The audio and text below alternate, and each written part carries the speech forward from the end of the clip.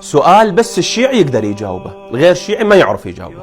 يوم من الأيام دخل أبو بكر وعمر على رسول الله صلى الله عليه وآله ويما الإمام علي قاعد، وشافوا النبي يبكي يقرأ سورة القدر وبكاء، فسألوه قالوا له شنو سبب هذا البكاء؟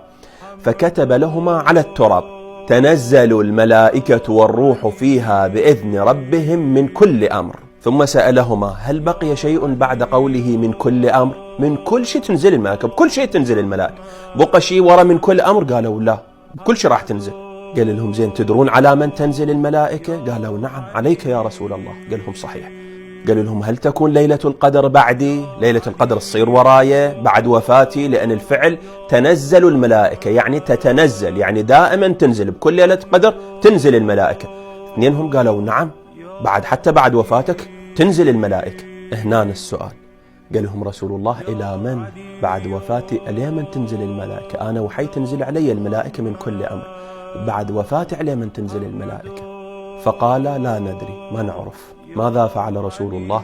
وضع يده على رأس أمير المؤمنين علي بن أبي طالب عليه السلام وقال لهما: إن لم تدريا فادريا، هو هذا من بعدي. زين، واليوم على من تنزل الملائكة في ليلة القدر؟ الشيعي يعرف الجواب: تنزل الملائكة على الحجة بن الحسن عجل الله تعالى فرجه الشريف.